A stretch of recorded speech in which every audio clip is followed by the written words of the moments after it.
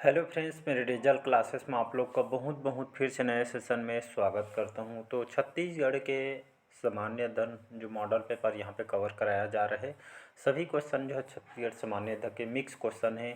आप छत्तीसगढ़ के PSC pre 2024 के लिए प्रिपरेशन कर रहे हैं, चाहे आप मेंस की तैयारी कर रहे हों, छत्तीसगढ़ पुलिस के लिए तैयारी कर रहे हो, मतलब कोई भी एग्ज़ाम का आप प्रिपरेशन कर रहे होंगे तो उन सभी एग्ज़ाम के लिए इम्पोर्टेंट है जो आप तैयारी कर रहे हैं। पटवारी, छात्रावास अधीक्षक, प्रयोगशाला वगैरह को लगभग सभी एग्ज़ाम के लिए इम्पोर्टेंट है। साथ ही साथ पुस्तक वगैरह बुक वगैरह पढ़ रहे होंगे तो यहाँ पे जो है ज़्यादा ज़्यादा एमसीक्यू क्वेश्चन सॉल्व करते रहिए, प्रीवियस ईयर को लगाते रहिएगा, ज़्यादा से ज़्यादा मॉक टेस्ट लगाइएगा। इससे क्या होता है, आपका जो है जो स्कोर है इसमें जो इम्प्रूवमेंट देखने को मिलता है। चलिए स्टार्ट करते हैं सेशन को, बाकी आप समझदार हो। आज का सेशन स्टार्ट करते हैं। पहला क्वेश्चन है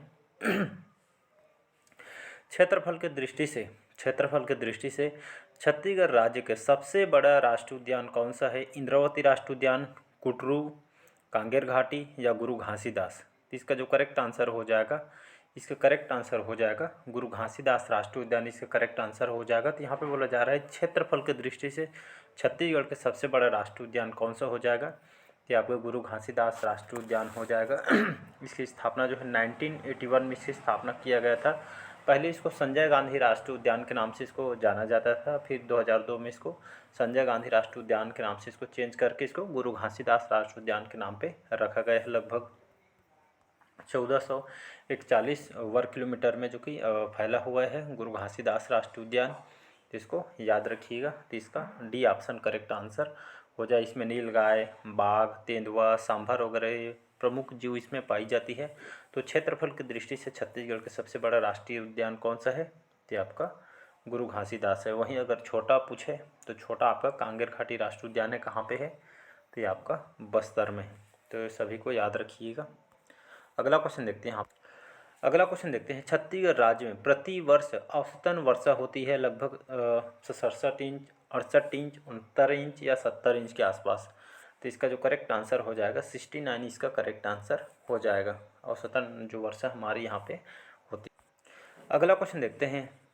छत्तीसगढ़ यहाँ पे दृष्टि छत्तीसगढ़ राज्य के सबसे छोटा राष्ट्रीय उद्यान कौन सा है? कांगेर घाटी, कुटरू, इंद्रावती या संजय गांधी राष्ट्रीय उद्यान? तो अभी आप लोग को बताया हूँ, इसका जो करेक्ट आंसर हो जाएगा यहाँ पे कांगेर घाटी इसका करेक्ट आंसर हो जाएगा। कहाँ पे है? तो ये आपके बस्तर में स्थित है। तो यहाँ पे छत्तीसगढ़ का सबसे छोटा राष्ट्रीय उद्यान कौन सा है? कांगेर घाटी है। कहाँ पे है? ये आपके बस्तर में स्थित है। कितने वर्ग किलोमीटर में फैला हुआ है? याद रखें 200 वर्ग किलोमीटर में फैला हुआ है। और ये हमारे छत्तीसगढ़ के सबसे छोटा राष्ट्रीय उद्यान है। इसकी स्थापना कब किया गया था? 1982 में जो इसकी स्थापना किया गया था। और इस उद्यान में जो भैंसादरहा नामक जो प्राकृतिक रूप से मगरमच्छ यहीं पे पाए जाते हैं। बहुत सारे क्वेश्चन यहाँ से पूछा गया है, जैसे आपका जो है कांगेर घाटी के बीच कौन कौन से कौन सी नदी प्रवाहित होती हैं? तो कांगेर घाटी, याद रखिए कांगेर नदी बहती है। इसी के नाम पे जो है आपका यहाँ पे कांगेर घाटी जो राष्ट्रीय उद्यान यहाँ पे पड़ा हुआ है, इसको याद रखिएगा। कांगेर घाटी में उड़न गिलहरी, रिसर्च बंदर, पहाड़ी मैना, उड़न गिलहरी, ये सभी जीव जंतु यहाँ पे पाई जाती है। और यहाँ क्वेश्चन और पूछा जा सकता है कि जो कांगेर घाटी में कुटुम्बसर जो गुफा यहाँ पे स्थित है, जिस मछली का नाम क्या है? शंकराई इसका नाम है। तो इसको याद रखना है, इंपॉर्टेंट क्वेश्चन है। अगला क्वेश्चन देखते हैं। एशिया का प्रथम जीव मंडल राष्ट्रीय उद्यान कहाँ पे स्थित है जी? सरगुजा में, बस्तर में, रायगढ़ में या रायपुर में? तो इसका जो करेक्ट आंसर हो जाएगा, तो ये जो है एशिया का प्रथम जीव मंडल जो राष्ट्रीय उद्यान किसको कहा जाता है? बस्तर को कहा जाता है। कौन सा राष्ट्रीय उद्यान? अभी इसके बारे में बताया हूँ, कांगेर घाटी राष्ट्रीय उद्यान जो आपके बस्तर में है। इसी को जो है एशिया का प्रथम जीव मंडल या इसको राष्ट्रीय उद्यान कहता है। हमारे छत्तीसगढ़ का सबसे छोटा राष्ट्रीय उद्यान है, तो इसको याद रखिएगा। ये हमारे छत्तीसगढ़ का सबसे छोटा राष्ट्रीय उद्यान है। तो यहाँ से क्वेश्चन आपसे पूछे जा सकते हैं, इसको याद रख। चलिए अगला क्वेश्चन देखते हैं। यहाँ पे छत्तीसगढ़ का सबसे बड़ा चिड़ियाघर कौन सा है जी? छत्तीसगढ़ का सबसे बड़ा चिड़ियाघर कौन सा है? मैत्री बाग, नंदनवन, कानन वन या आपका सैल गार्डन? तो इसका जो करेक्ट आंसर हो जाएगा कौन सा हो जाएगा जी? इसका जो करेक्ट आंसर नंदनवन इसका करेक्ट आंसर हो जाएगा। तो नंदनवन कहाँ पे है जी? जो हमारे छत्तीसगढ़ का सबसे बड़ा चिड़ियाघर है, तो आपका रायपुर में है, याद रखिएगा रायपुर में है। नंदनवन, और ये हमारा छत्तीसगढ़ का सबसे बड़ा चिड़ियाघर है, तो राजधानी रायपुर में स्थित है। तो ये भी आपके पीएससी में क्वेश्चन पूछा हुआ है, तो कहीं से भी उठा के क्वेश्चन पूछा जा सकता है। ठीक वैसे हिसाब से क्वेश्चन को तैयार किया, जैसे आप यहाँ पे क्वेश्चन जो मतलब जो है पेपर में बैठते हैं उसी हिसाब से क्वेश्चन को तैयार किया गया। अगला क्वेश्चन देखते हैं यहाँ पे, छत्तीसगढ़ को किस नाम से देश में सामान्य तौर पर जाना जाता है? धान का कटोरा, चंदूर पक्षी, दरियाई घोड़ा, या इनमें से कोई नहीं? तो इसका जो करेक्ट आंसर हो जाएगा इसका जो करेक्ट आंसर हो जाएगा तो छत्तीसगढ़ का जो है धान के कटोरा के नाम से इसको जाना जाता है। क्यों ऐसा जाना जाता है? तो आप सभी को पता होगा, लगभग 80 से 90% जो यहाँ के जो लोग जो हैं यहाँ पे कृषि पे आधारित जीवन यापन करते हैं यहाँ पे जो है। और इसका उत्पाद लगभग 2 से 3 बार जो है कृषि कर्मठ पुरस्कार भी हमारे छत्तीसगढ़ को मिल चुका है। 3 बार पीएससी में भी क्वेश्चन पूछा है, तो 3 बार जो है कृषि कर्मठ पुरस्कार हमको मिल चुका है उत्पादन के लिए। तो हर साल, मतलब हर साल बोलता हूँ, हमारे जो छत्तीसगढ़ में जितने भी यहाँ पे निवास करते हैं सब कृषि आधारित जीवन यापन करते हैं, इसलिए जो है यहाँ पे धान का कटोरा यहाँ पे कहा जाता है। 80 से 90% यहाँ पे जो है कृषक है और इसी पे डिपेंड है, तो इसको याद रखिएगा, ये ऑप्शन करेक्ट आंसर हो जाएगा। नेक्स्ट क्वेश्चन, चलिए अगला क्वेश्चन देखते हैं यहाँ पे, वैष्णव संप्रदाय। वैष्णव संप्रदाय के जो प्रवर्तक कौन है? तो वल्लभाचार्य। याद रखिए, वैष्णव संप्रदाय के प्रवर्तक हैं वल्लभाचार्य। इनकी जन्म स्थली कहाँ है, या इनका जन्म छत्तीसगढ़ के कौन से जगह में हुआ है? तो राजिम में, चंपारण में, आरंग में, या रतनपुर में? तो इसका जो करेक्ट आंसर हो जाएगा चंपारण एक करेक्ट आंसर हो जाएगा। पीएससी प्री में भी रिपीट किया गया है क्वेश्चन को, तो याद रखिएगा। तो वैष्णव संप्रदाय के जो प्रवर्तक हैं वल्लभाचार्य, इनका जन्म स्थली कहाँ है? तो इनका जो जन्म है छत्तीसगढ़ के चंपारण में जो इनका जन्म हुआ था। चंपारण आपके रायपुर जिला के अंतर्गत आती है।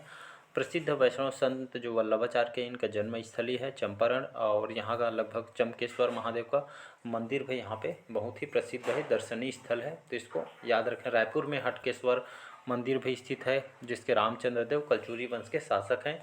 इन्होंने यहाँ पे जो है रायपुर के हटकेश्वर मंदिर का निर्माण इन्होंने कराया था। रायपुर में जाएंगे तो दूधाधारी मठ है, भलभद्रदास इसके मतलब ये निर्माण करता है, चंद्रखुरी, आरंग, चंपारण, तो ये बहुत सारे जो मंदिर यहाँ पे जो है देखने को आपको मिलते हैं, तो इसको याद रखें। बाकी रतनपुर सभी जानते हो, यहाँ पे रतन बिलासपुर के आसपास से बहुत ही प्रसिद्ध है, जिसको टैंक ऑफ सिटी यहाँ पे नाम से जाना, बहुत सारे तालाब यहाँ पे देखने को महामाया मंदिर यहाँ पे स्थित है। अगला क्वेश्चन देखते हैं हम, चलिए अगला क्वेश्चन देखते हैं यहाँ पे, कबीर पंथियों का धर्मनगर कहाँ पे है? छत्तीसगढ़ में कबीर पंथियों का धर्मनगर कहाँ पे है? गरियाबंद, दामाखेड़ा, अमरपुर, या आपके बगीचा में? तो इसका जो करेक्ट आंसर हो जाएगा बी ऑप्शन करेक्ट आंसर हो जाएगा। तो दामाखेड़ा जो है कौन से ज़िला में आता है? तो याद रखिए बलौदाबाजार जिले के अंतर्गत आता है। और दामाखेड़ा में यहाँ कबीर पंथियों का प्रसिद्ध तीर्थ स्थल भी है, बहुत ही दर्शनीय स्थल है। और ये जो सर्वप्रथम जो कबीर पंथियों के जो 12वें गुरु हैं, कौन से गुरु? 12वें क्रम के जो गुरु हैं वंश गुरु उग्रनाम साहब के द्वारा यहाँ पर कबीर मठ की स्थापना यहाँ पे की गई थी। सन 1903 में इसकी स्थापना की गई थी, तब से आपका प्रसिद्ध है दामाखेड़ा। बलौदाबाजार में जाएंगे तो यहाँ पे जो है गिरौदपुर आपको देखने को मिलेगा। पलारी में सिद्धेश्वर शिवलिंग मंदिर है और बहुत सारे जो है आपको मंदिर वगैरह यहाँ पे देखने को मिलेगा।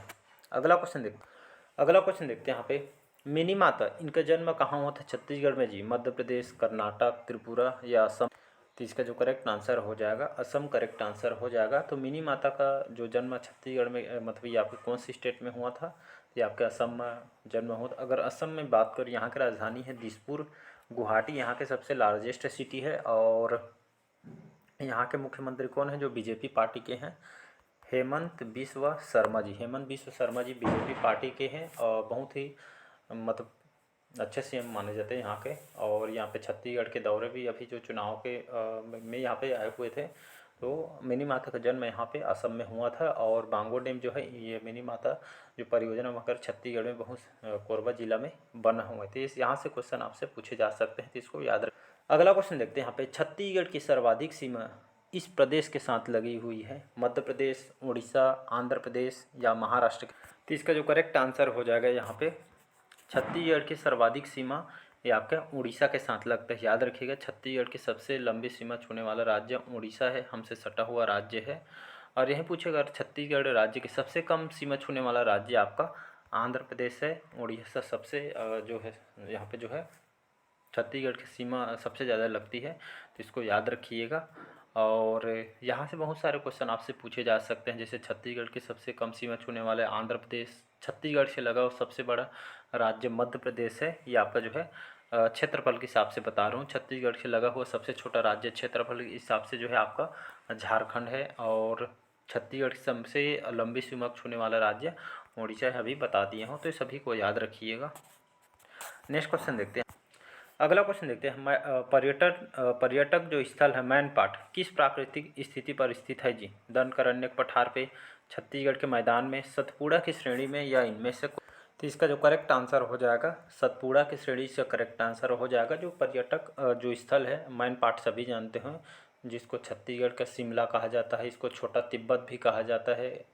यहाँ पे जो तिब्बती जो शरणार्थियों को 1962 में 1962 में जो है इनको भारत के द्वारा बसाया गया था। यहाँ पे जो है मांड नदी, याद रखें मांड नदी का जो है यहाँ से उद्गम होता है।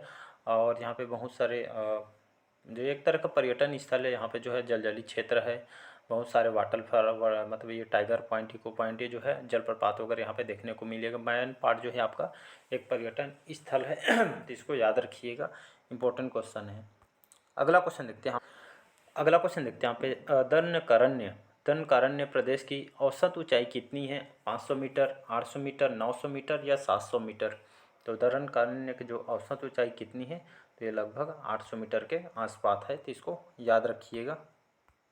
अगर वही मैं दंडकारण्य की बात करूं तो हमारे छत्तीसगढ़ की दक्षिणी दिशा में ये जो फैला हुआ है, विस्तृत है। और ये जो है खास करके धारवाड़ युगन शैल, ग्रेनाइट नीच से समृद्ध होने का, और इसमें विभिन्न प्रकार के खनिज जैसे आपका जो है लोहा, टीन, कोरंडम, अभ्रक, हीरा, ये सभी जो है खनिज वगैरह यहाँ से पाई जाती है। इसको खनिजों की भूमि के नाम से भी इसको जाना जाता है, दंडकारण्य प्रदेश को। इसको याद रखिएगा। तो चलिए आज के सेशन हम यहीं तक रखते हैं। बाकी जो क्वेश्चन हैं हम अगले सेशन में क्वेश्चन को कवर करेंगे।